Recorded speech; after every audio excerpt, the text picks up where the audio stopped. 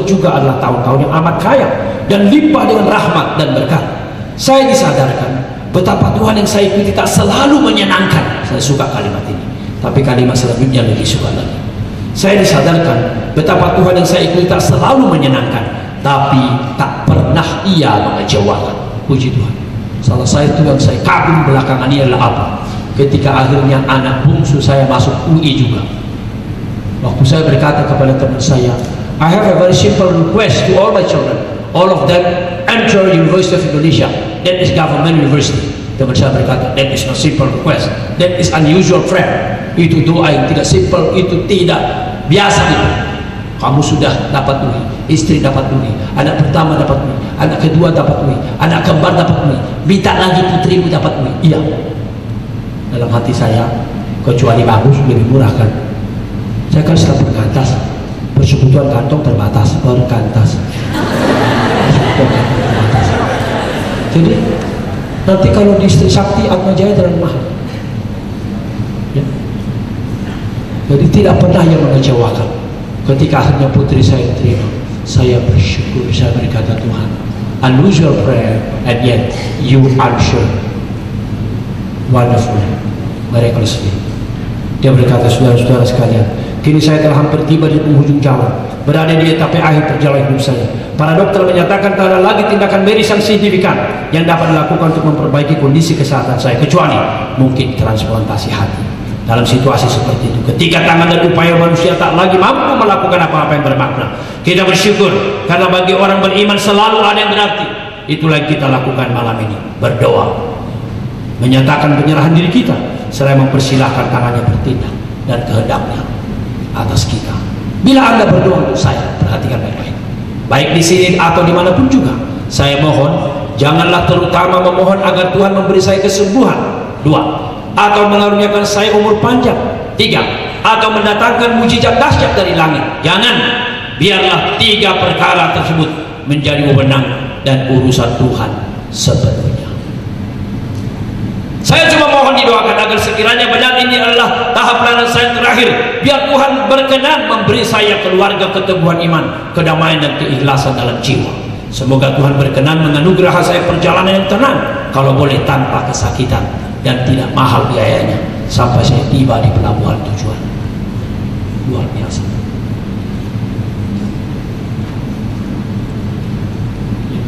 Ini melawan turunnya sukses. Mengapa di penderitaan?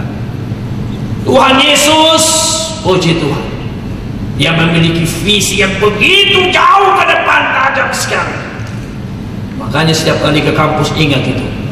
Biarlah selama saya di kampus atau sudah lulus, kemuliaan Allah dinyatakan, banyak orang diselamatkan, mereka dewasa, makin dewasa pasti bisa makin memuliakan Allah. Tidak dewasa, tidak mungkin. Kaya raya bagi diri, beli ini, beli rumah, beli tanah, beli ini, semua itu kasih persembahan ke Tuhan, sulitnya bukan main. Saya berdoa sekarang, Tuhan berikan saya uang 30 miliar, maka saya akan melakukan banyak perkara bagi pekerjaan. Saya bukan untuk saya udah bilang sama anak-anak saya berdoa kalau mau kaya, biar kalian semua kaya raya, nanti saya nikmati kekayaan di rumah kalian, tapi saya begini saja, semua saya habiskan untuk pekerjaan. Maka muncul yang terakhir ini, tema beriku hati, itu muncul dari 3 yang pertama.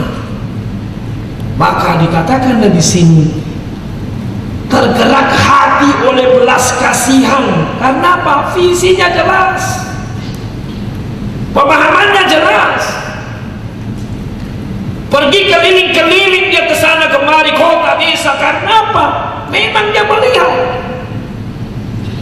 hati ini yang begitu dipengaruhi, begitu dikuasai, hati yang berteriak, hati yang menjerit, itulah yang menggerakkannya. Tergeraklah hatinya, atau tercabik-cabiklah isi perutnya. Ada yang menerjemahkan begitu. Karena itu dia berkata, minta, tuayan banyak pekerja sedikit, minta kepada orang pekerja. Maka terjadilah pemuridan, mendidik 12 murid. Tapi bukan hanya itu, dia sendiri naik ke kayu salib. Betul? ketika dia mau mengubah dunia ini, dunia yang berdosa, non pose, non pekari, tidak bisa tidak berdosa, penuh bahasa rohani, penuh religiusitas, penuh ke gereja, tetapi kalau hatinya tidak ditransformasi, dipanggil bagi kemuliaannya, jikalau kau tidak hidup untuk kemuliaan Allah, kamu pasti hidup untuk kemuliaan sendiri. Hanya pilihan itu, Roh Kudus atau roh yang lain. Puji Tuhan, biarlah ini menguasai pikirannya. Tapi mengapa ada banyak mahasiswa setelah lulus tidak demikian, kaya makin kaya? Saya sedih melihat ada alumni setelah kaya, akhirnya makin kaya, tiba-tiba bangkrut. Ada lagi alumni makin kaya, masuk penjara. Ada lagi alumni kaya, cerai, kaya, aduh, ngeri. Akhirnya saya pikir, vision and commitment, maybe finally God. Waktu mahasiswa Tukamnas melihat sesuatu, hatinya digerakkan. Satukanlah kami dan pakailah kami, menangkan dunia bagimu. Waduh, menangkan dunia. Waktu saya menyanyikan itu, ya Tuhan, saya siap menangkan dunia. Pegang teguh tangan saya, berkati saya, berkati istri saya, berkati anak-anak saya. Saya berkata kepada anak saya, 27 April kita akan Paskah. Kalian apa yang bisa kalian lakukan? Lakukan yang terbaik untuk Tuhan Yesus, bukan untuk Papa, untuk Tuhan Yesus.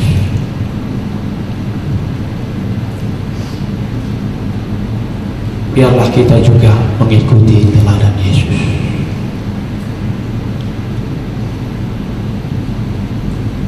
Inilah kesimpulan dari teks ini. Yesus berkeliling,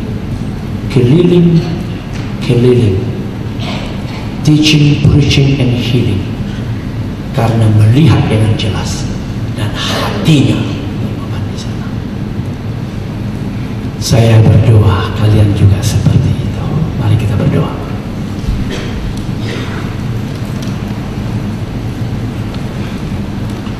Terima kasih Tuhan Yesus, Engkau membawa anak-anak-Mu dari berbagai kampus dan kota di seluruh Indonesia.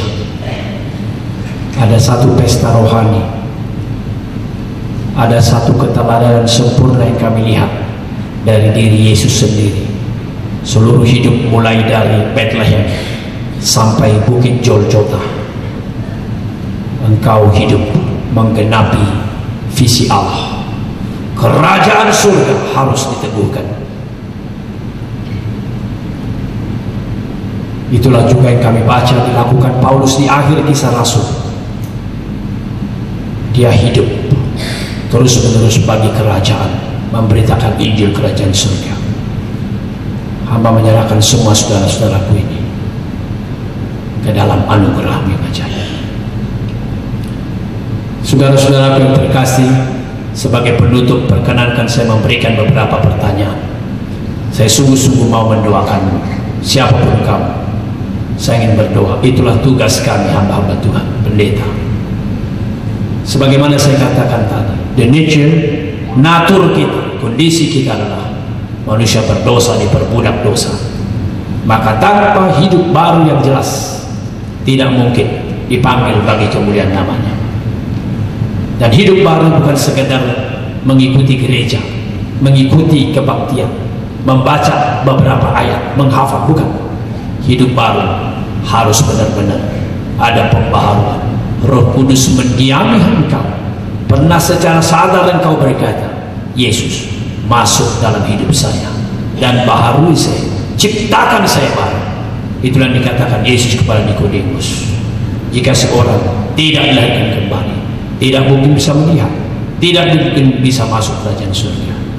Saya ingin berdoa, entah satu, entah dua, entah berapa.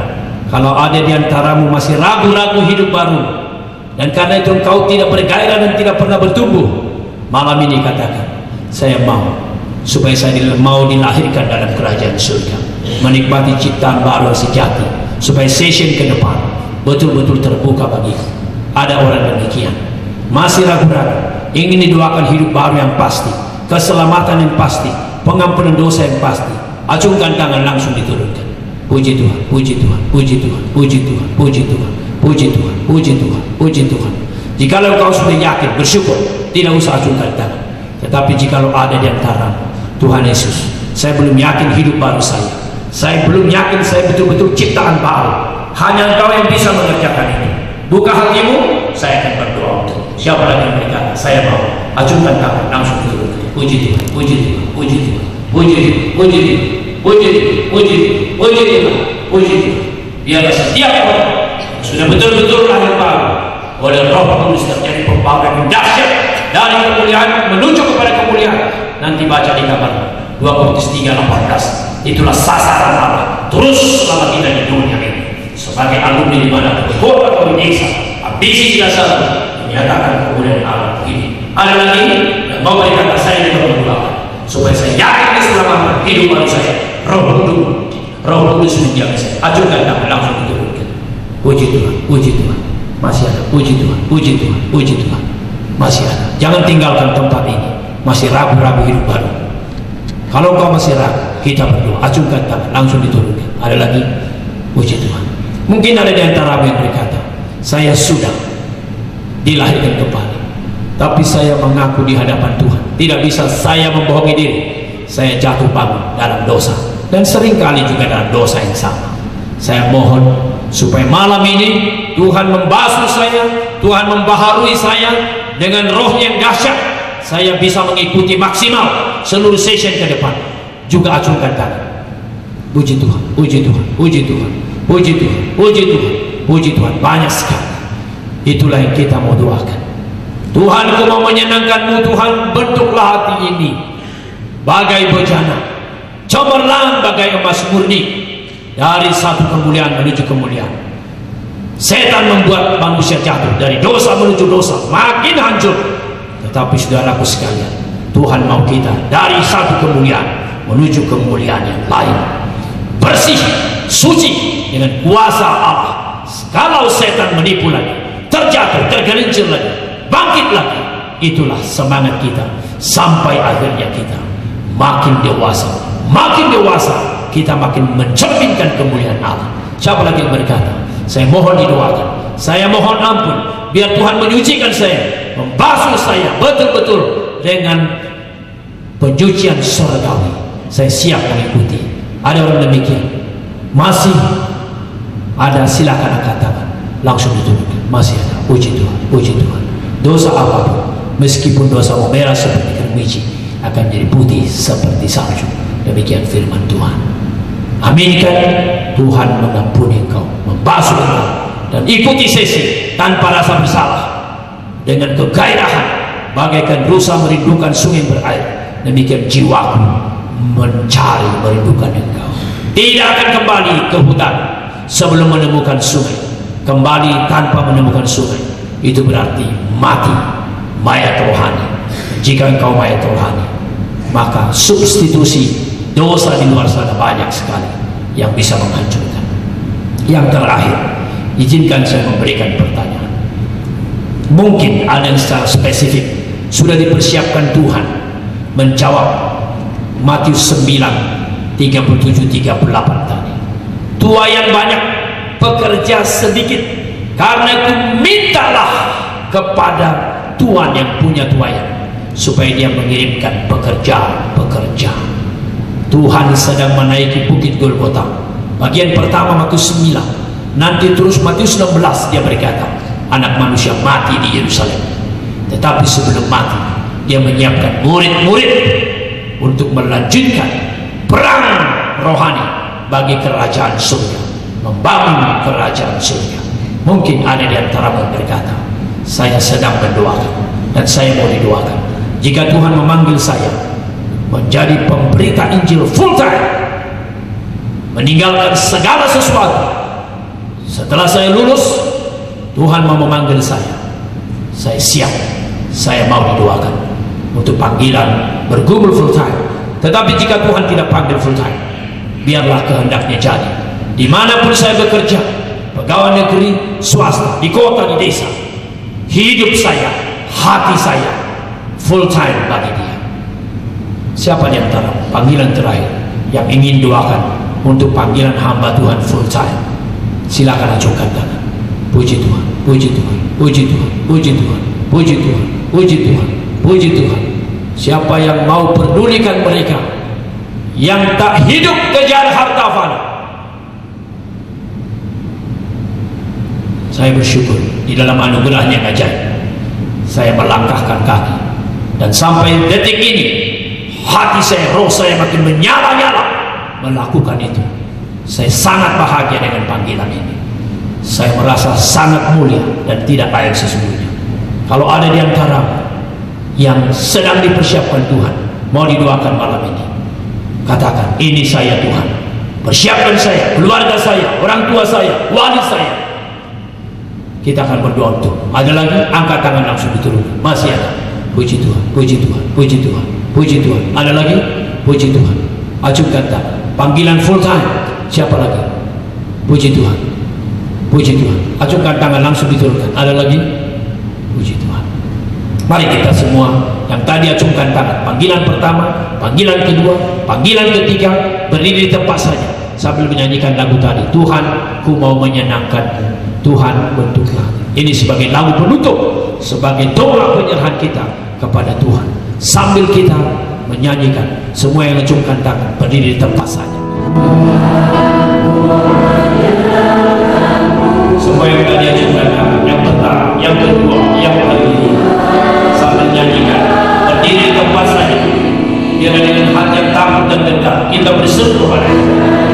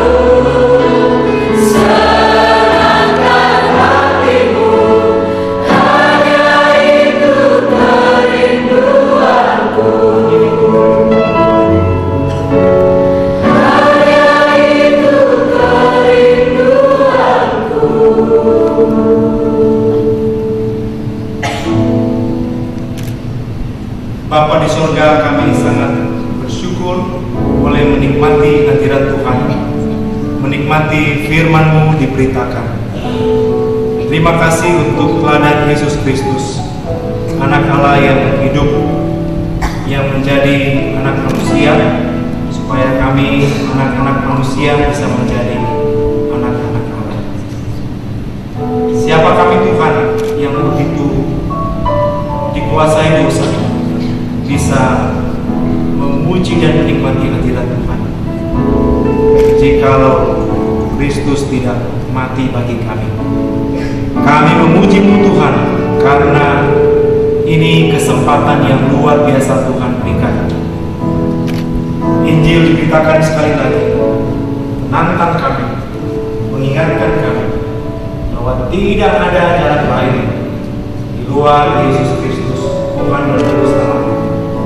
Dan melalui iman kepada Yesus Kristus yang satu-satunya ini, kami mendapatkan kepastian keselamatan, kami mendapatkan pembaruan hidup, kami mempunyai fondasi hidup baru yang pasti, dan di atas fondasi itu kami bisa bertumbuh, berkarya bagi Tuhan, dibentuk makin indah.